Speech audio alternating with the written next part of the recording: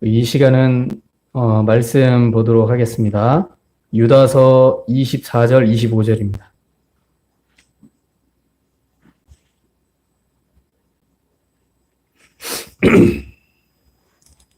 신약성경 398쪽입니다.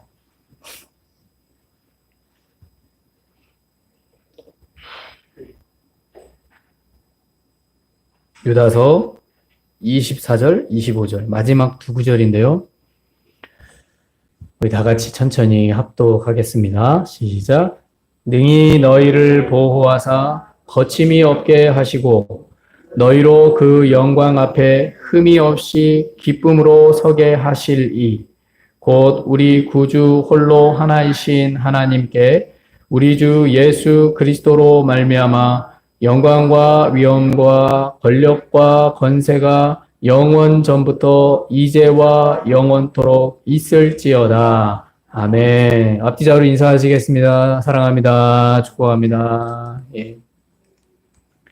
오늘 몇 분이 못 오신다고 연락이 왔습니다. 그래서 왜 안 왔나 생각하지 마시고 다 일이 있으셔서 연락이 미리 왔습니다. 오늘 예배를 통해 하나님께 나가는 시간이 되기 위해서 오늘 세우시는 하나님이라는 제목으로 오늘 말씀을 잠깐 보도록 하겠습니다. 지난 몇 년 동안 제가 유다서를 했었습니다. 예, 유다서를 이렇게 한 번씩 제가 이제 권별로 넘어가고 이렇게 있거든요. 그래서 유다서를 이렇게 했었고 우리 앞에 예배 열심히 참석한 분이라면 유다서를 한 번씩은 들어보셨습니다. 예, 그래서 앞에 있는 구절들을 다 했어요. 그래서 오늘은 제가 24절, 25절 말씀을 가지고 세우시는 하나님이라고 정했습니다. 이 말씀을 한 이유가 이틀 전인가요? 저희 사모가 그러는 거예요. 이 말씀 해라.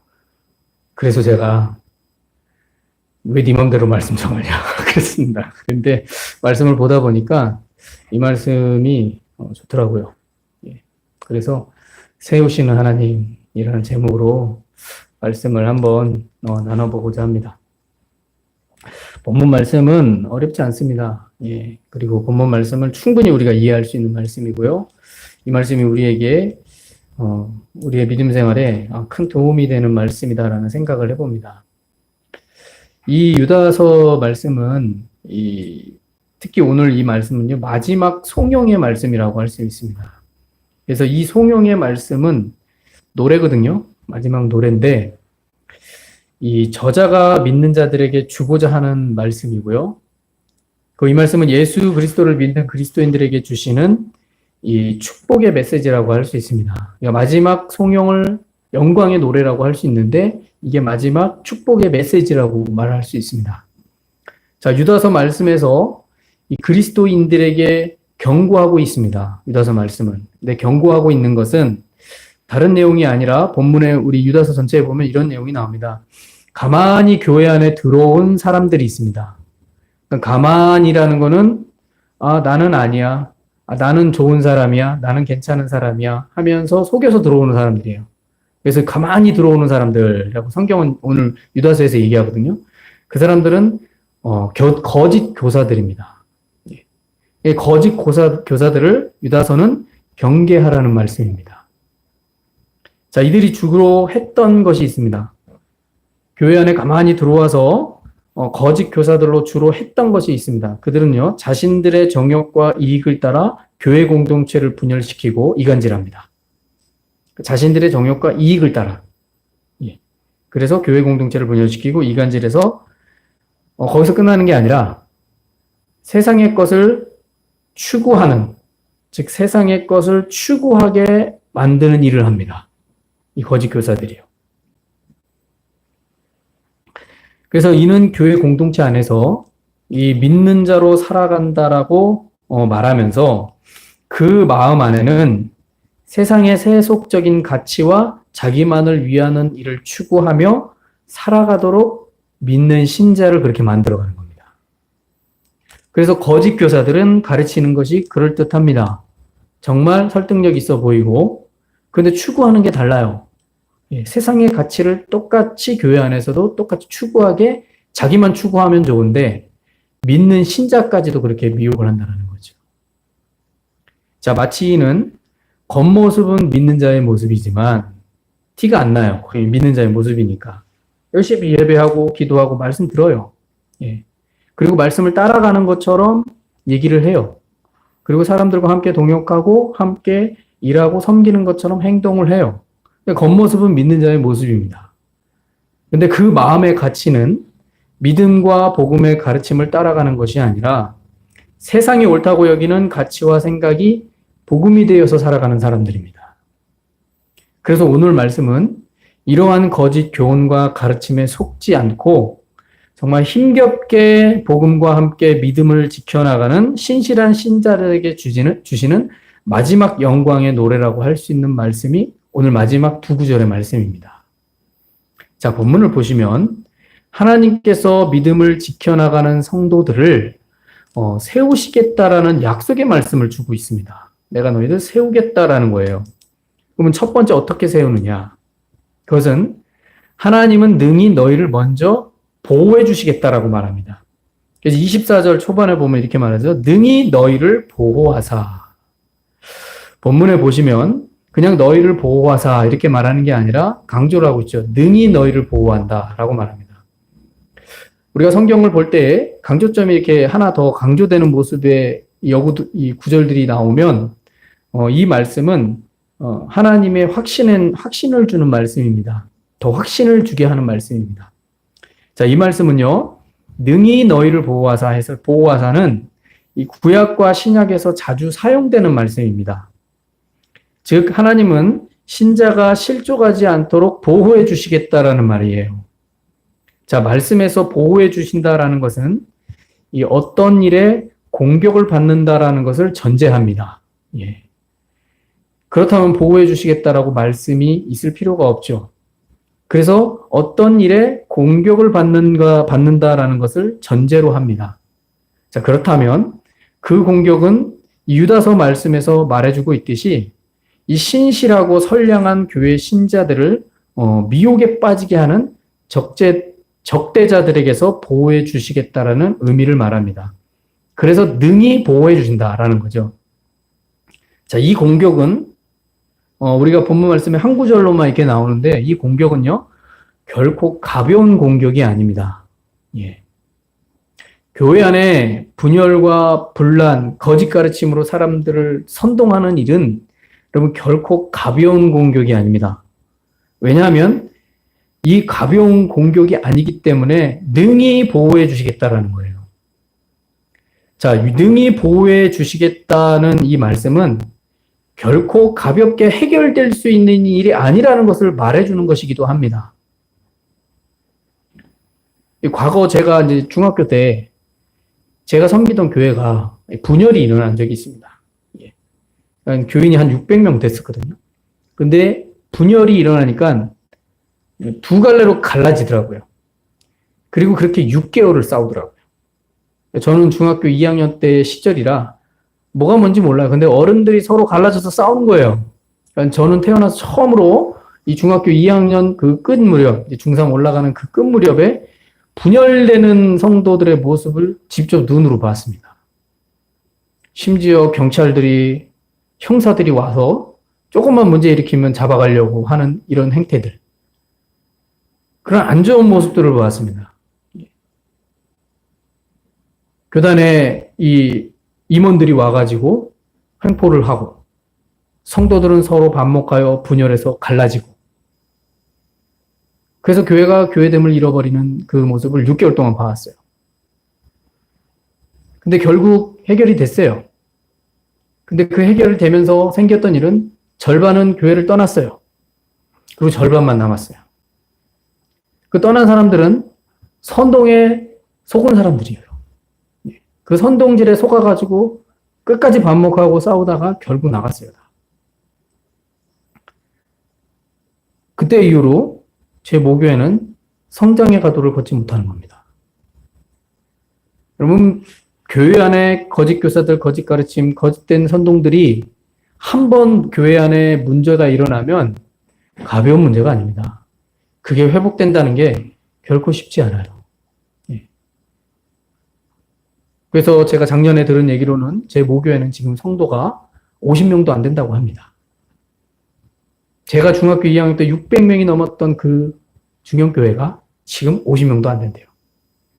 최근에 제가 듣기로는. 여러분, 하나님 안에서 교회가 분열되면 이 회복된다는 게 가벼운 일이 아닙니다. 결코 쉽지 않아요.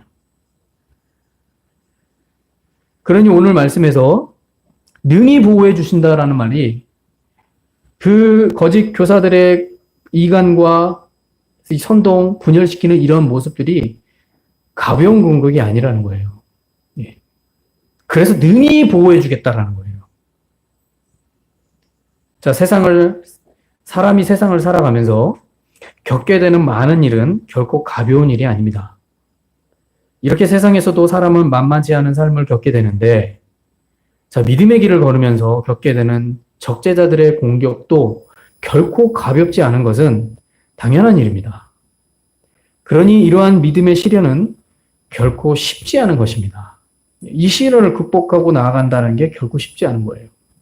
그러나 걱정하지 않아도 될 것은, 자, 오늘 말씀에 하나님이 능히 보호하신다라는 말씀을 해주시면서 약속을 하고 있다라는 사실입니다. 중요한 것은 이 약속을 우리가 믿고 있느냐. 그러니까 유다서 말씀에는 이 거짓 교사들, 거짓된 자들의 말을 이야기하면서 마지막에 우리의 이 말씀에 귀 기울여야 됩니다. 아, 이럴지라도 주님이 우리가 믿음 안에 나아가고 그 믿음을 지키면 능히 보호하시는구나. 이런 약속을 주셨다라는 것이죠.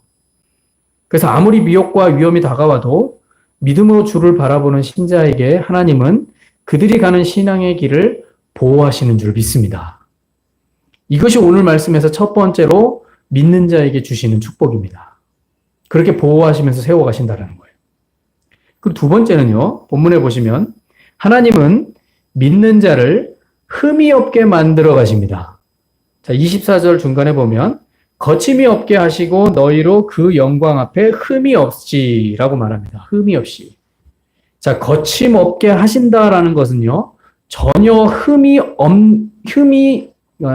흠잡을 것이 없을 때 거침없이 당당할 수 있습니다. 흠이 있으면 거침없이 행동할 수 없습니다. 그런데 본문에 보시면 먼저 거침없게 하시고 라고 말하죠. 그리고 너희로 그 영광 앞에 흠이 없이라고 말합니다. 자, 여기서 흠이 없이라는 이 표현은요, 원래는 희생제물에 쓰이는 용어입니다. 희생제물에. 자, 구약에서 희생제물에 쓰이는 짐승은 겉모습이 전혀 결점이 없어야 됩니다. 그래서 짐승 중에 흠이 없는 온전한 짐승이어야만 합니다. 자, 이 짐승은 외눈박이라든가, 몸에 흉터가 있다라든가, 이런 장애가 있거나, 아니면 또는 키울 때 짐승의 몸에 어떤 문제가 생겼거나, 또 병이 들었거나, 아니면 그 외에 짐승으로서 온전함이 없는 결점이 있는 모습이 있어서는 안 됩니다. 만약 그렇게 있으면 희생 제물로 합당하지 못해요. 희생 제물의 제물이 될 수가 없습니다. 그렇게 자연적으로 키워질 때 전혀 흠이 없는 짐승만이 희생 제물로 쓰일 수 있습니다. 자, 이렇게 믿는 자는 거침없이 설 수 있는 이 흠이 없는 자로 세워주신다라는 것은 하나님께서 믿는 자를 어떻게 보시는지를 말해주는 본문입니다.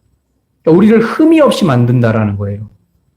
그러나 우리가 현실을 한번 보십시오. 우리의 신앙생활의 현실을 볼 때 우리 믿는 자가 정말 흠이 없습니까? 정말 결점이 없습니까? 아닙니다. 하나님 앞에 쓸 때 흠투성이고 결점투성이에요. 그렇지 않습니까? 그런데 어떻게 흠이 없이 될 수 있을까요? 그런데 오늘 말씀에서 보면 믿는 자를 향해, 신자를 향해 거침없이 설 수 있는 당당히 서는 흠이 없는 자로 세워주신다고 말합니다. 현실은 그렇지 않아요. 저와 여러분이 이 세상을 살아가면서 정말 흠이 없고 결점이 없습니까? 그렇지 않아요. 우리는 우리 스스로만 돌아봐도 그냥 인정할 수밖에 없어요. 결점투성이고 흠투성이에요.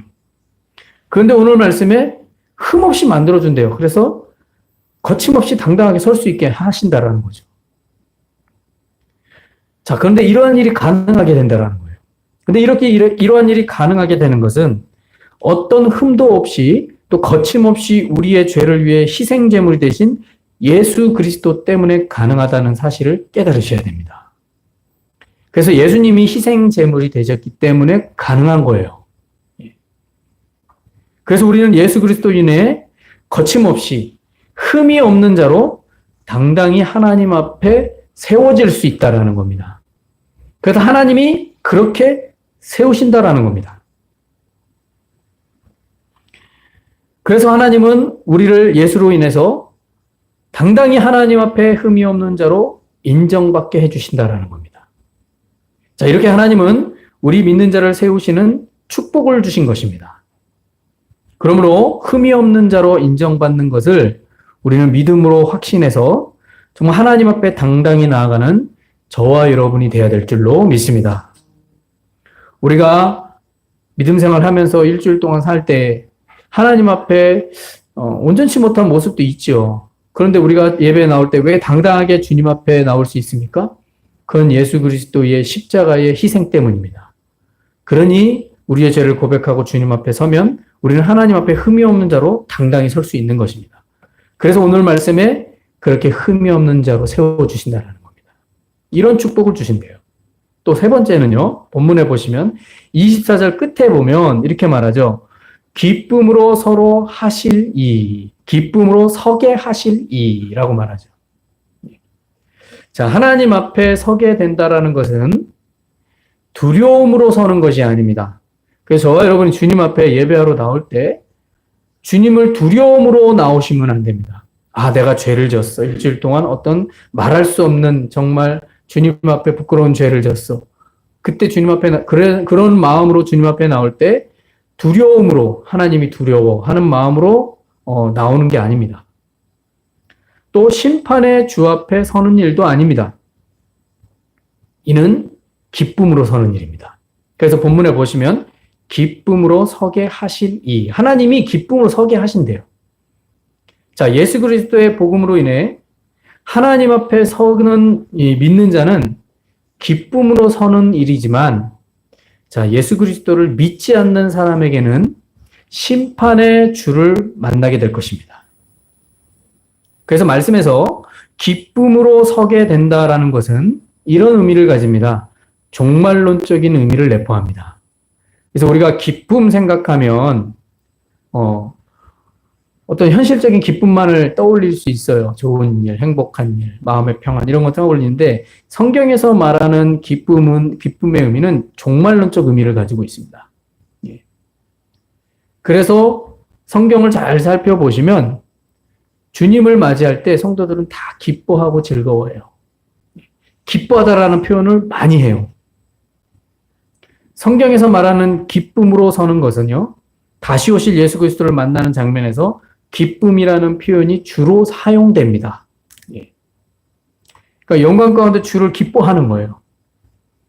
자, 여기서 한 가지 알 것은 이 세상에는요, 기쁨이라는 것도 있지만 반대로 또 뭐도 있습니까? 슬픔도 함께 있습니다. 그렇죠?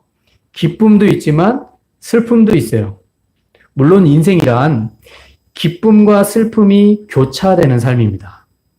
좋은 일도 있고 기쁜 일도 있지만 슬픈 일도 있어요. 그게 인생이죠. 자, 이러한 삶을 통해 인생을 알게 되고 또 인생이 어떤 성장을 이룹니다. 삶의 성장이 또 일어나요. 기쁨과 슬픔이 교차하면서 삶이 성장하는 거죠.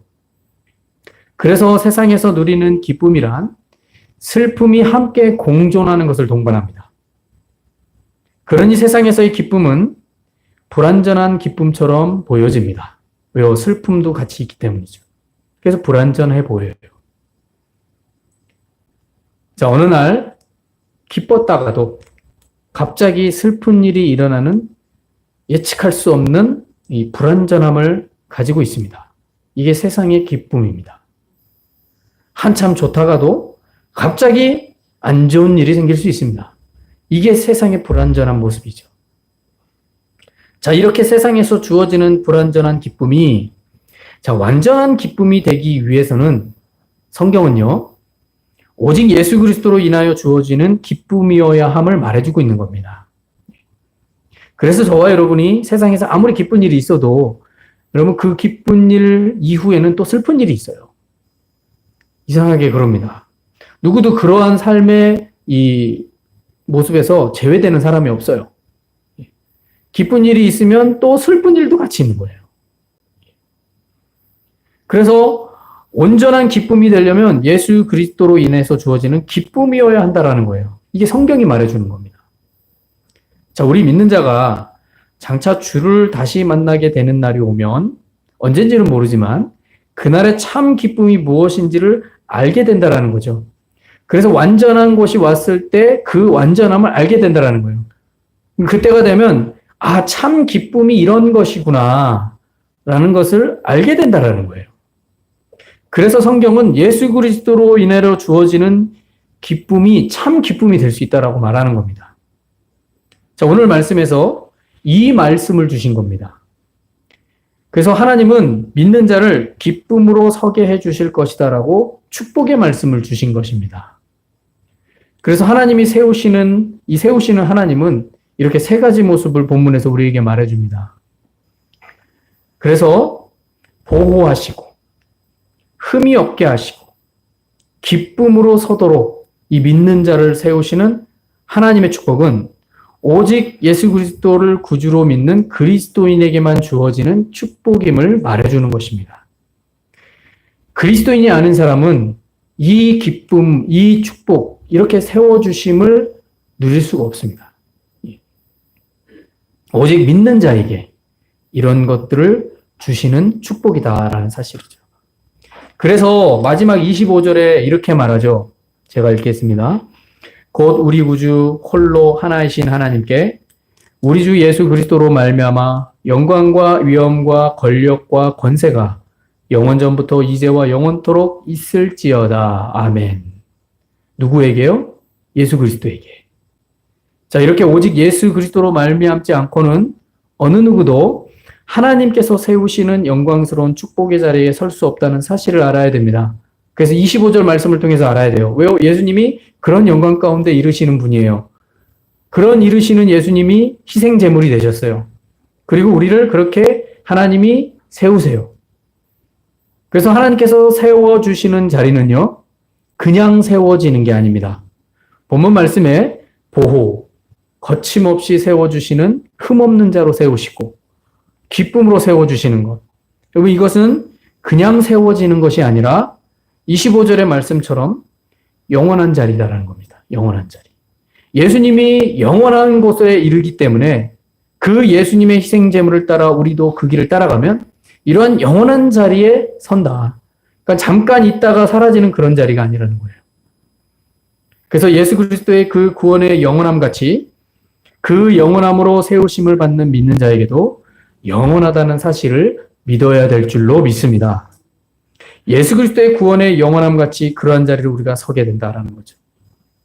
자, 이러한 세우시는 하나님의 축복을 받았다는 사실을 저와 여러분은 오늘 말씀을 통해서 깨닫고 알기를 소원합니다. 단지 두 구절의 말씀이 간단한 것처럼 보여지지만 그 안에는 하나님의 축복이 담겨져 있다는 사실을 우리는 잊지 말아야 됩니다. 그러므로 장차 우리 믿음 생활이 정말 더 담대하고 더 당당하고 더 굳건한 믿음으로 서는 은혜의 삶이 되시길 예수님의 이름으로 축원합니다. 기도하시겠습니다. 오늘